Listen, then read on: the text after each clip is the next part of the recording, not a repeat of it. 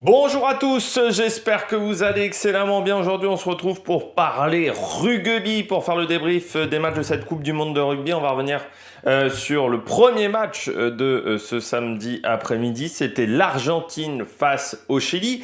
Match qui était important pour les Argentins parce qu'il fallait prendre le bonus offensif pour rester dans le match, pour la compétition, dans ce groupe C. Face à une équipe du Chili qui voulait un peu rectifier le tir après un match face à l'Angleterre qui avait été compliqué, une défaite 76-0.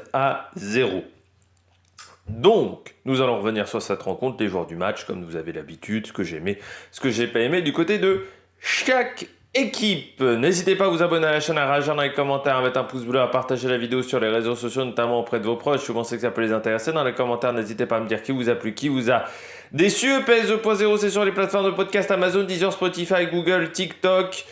EPS 2.0, TikTok, c'est plutôt le débrief de la mi-temps et le débrief à la fin des rencontres. Et si vous avez les moyens que vous voulez soutenir mon travail, vous pouvez faire un super thanks. On commence tout de suite avec ce match entre l'Argentine et le Chili. Match qui a tourné à l'avantage des Argentins, mais une victoire qui ne m'a encore pas convaincu de la part des Argentins. Je sais pas, il y a un truc que j'aime pas dans cette équipe, j'ai du mal à savoir vraiment quoi. Il y a plein de petits paramètres qui me font penser que cette équipe aura du mal après l'écart, aura du mal à partir d'écart même. Euh, j'ai l'impression qu'il y a une régression dans le rugby argentin.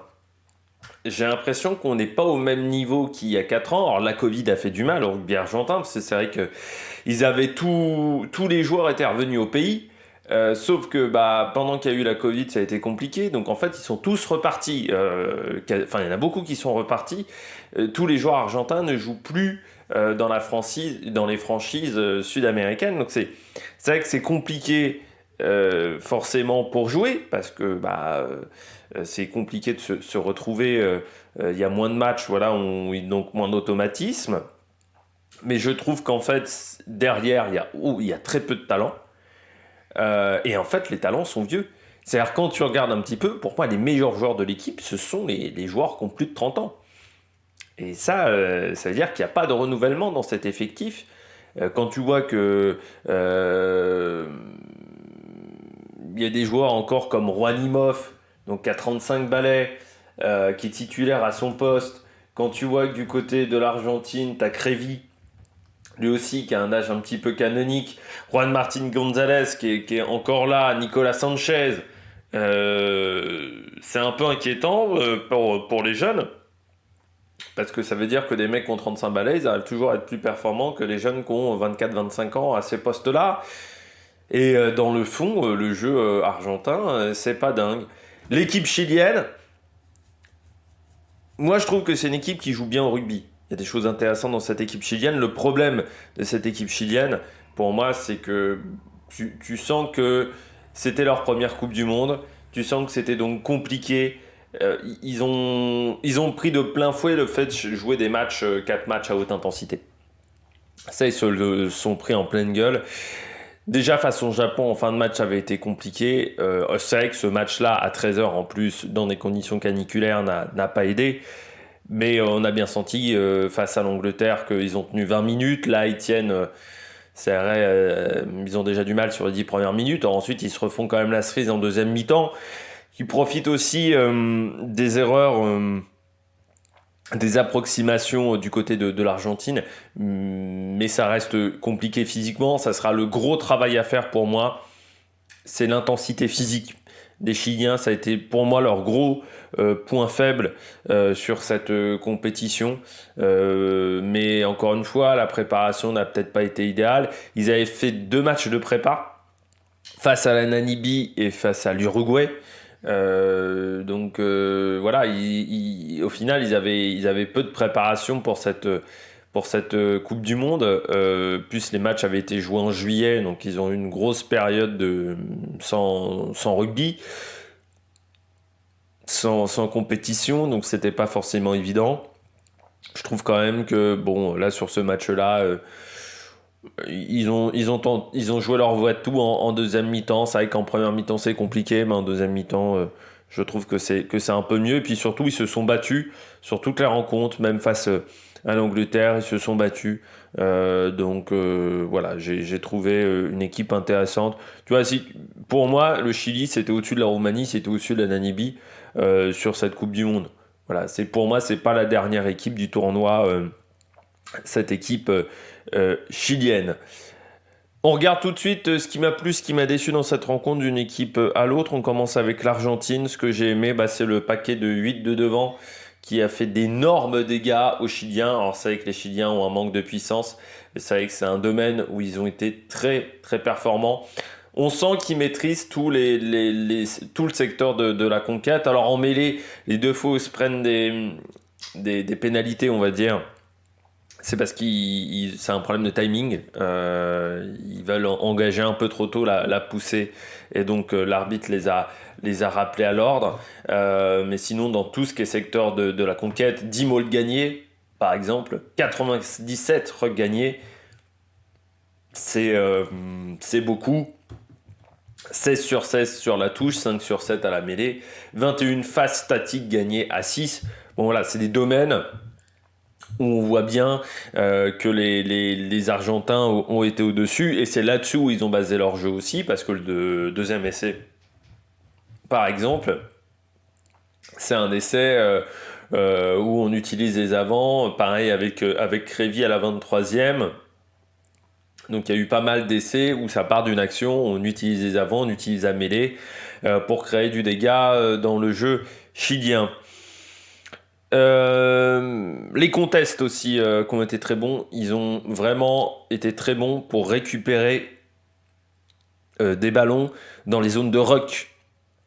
Certes, encore une fois, les Chiliens manquent de puissance, mais ils ont été très très très performants avec des défenseurs qui arrivaient très vite, c'est-à-dire qu'ils arrivaient très vite à 2 ou à 3 sur les joueurs chiliens, et c'est comme ça qu'ils pouvaient gratter des ballons. Alors certes, ça consomme des joueurs, mais ça leur a permis de récupérer beaucoup de ballons, et surtout, ça leur permet donc d'avoir une possession de 60-40 sur l'ensemble du match, que ce soit en première et en deuxième mi-temps, mais surtout d'avoir l'occupation du terrain. Ils sont à 62% d'occupation du terrain, 70% sur les 10 dernières minutes, grâce à cette récupération de balles qui leur a permis de squatter le camp chilien. C'est vrai que les Chiliens se sont souvent retrouvés acculés dans leurs 22 mètres, à avoir beaucoup de mal à ressortir le ballon.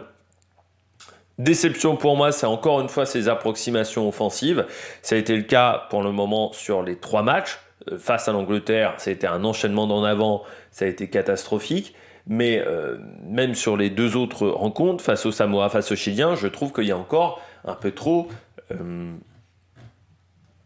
de pertes de balles. Donc c'est vraiment un domaine sur lequel il va falloir être méfiant. Des pertes de balles, des en avant.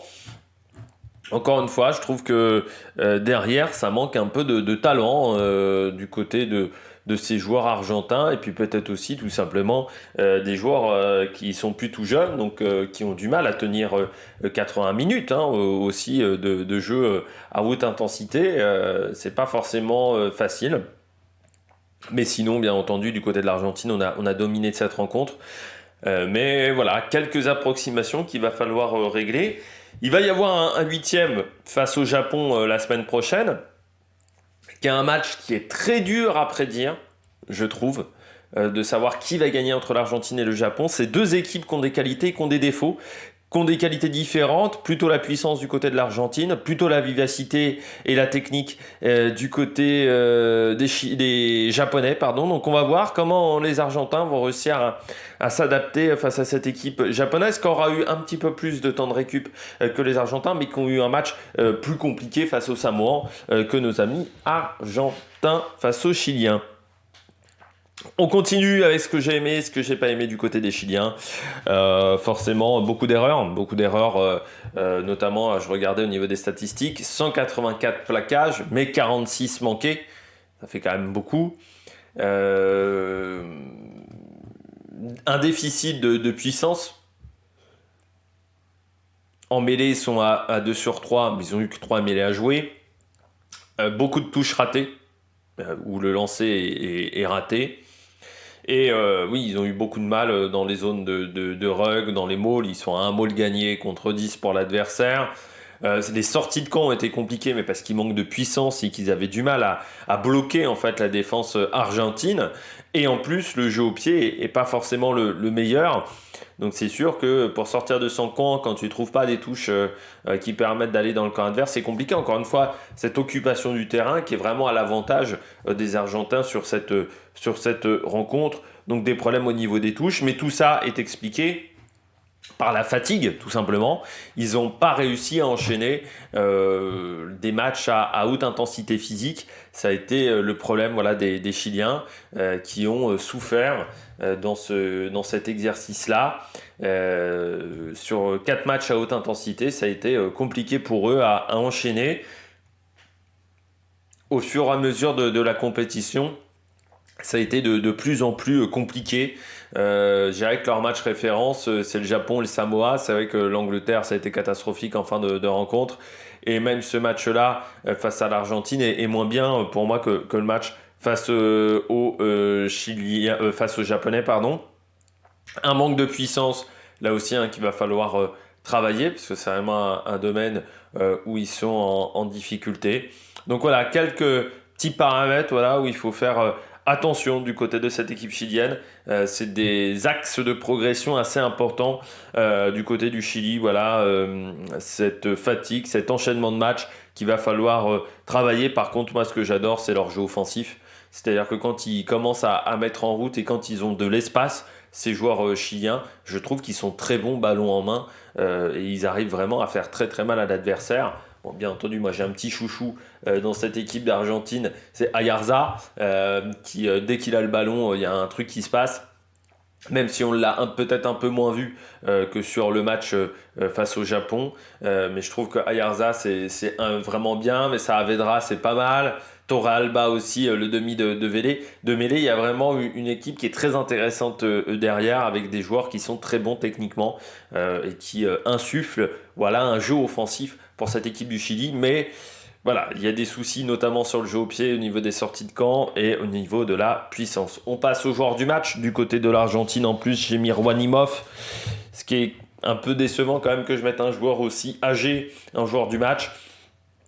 Mais pour moi, il a vraiment... alors même s'il ne marque pas d'essai, il a fait très mal à la défense chilienne. C'est, je pense, le joueur derrière qui a fait le plus mal à la défense chilienne. Alors j'aurais pu mettre aussi Nicolas Sanchez qui au pied a été parfait et qui marque un essai, qui marque quand même 20 points pour son équipe sur les 59. C'est pas mal, c'est quand même un tiers. Mais moi, ouais, j'ai bien aimé le match de Rwanimov. Je trouve que c'est même son meilleur match du tournoi jusqu'à maintenant, Rwanimov. Et puis en flop, j'ai mis Kubeli. Je l'ai peu vu Kubeli et je pense que pour moi, les soucis dans le jeu offensif de la part de l'Argentine, ça vient aussi des passes qui ne sont pas suffisamment assurées de la part de Kubeli. Il faut qu'il améliore ça.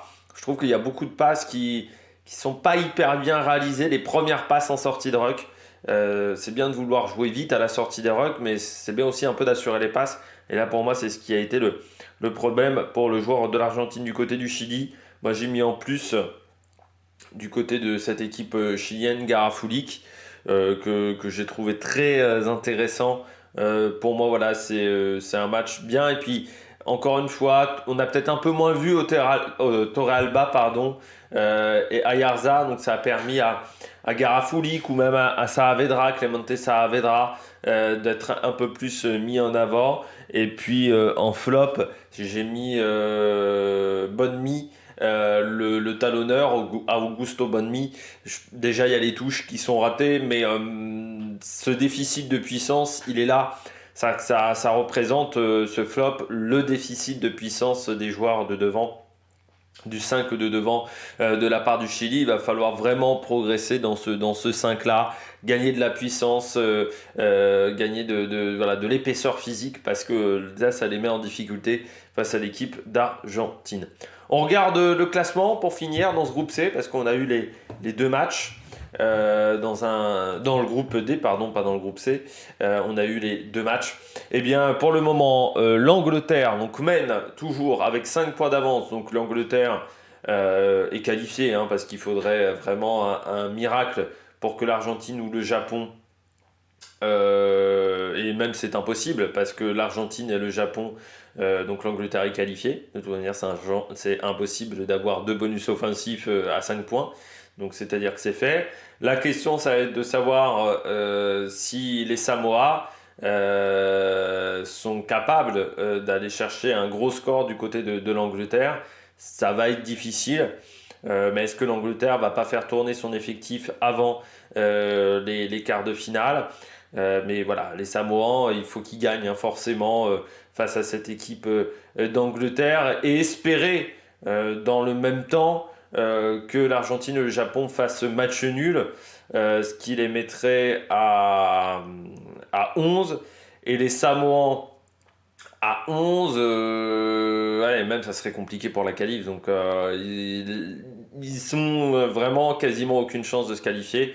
Donc ça va jouer entre l'Argentine et le Japon. Ça sera un huitième de finale. L'Angleterre essayera de faire un bon résultat encore face aux Samouraïs. Et puis donc les Chiliens seront derniers du groupe. Ça c'est sûr, avec 0 point. Nous on se retrouve pour les 2 autres matchs de la journée. Fidji-Géorgie et Écosse-Roumanie. Allez, ciao ciao!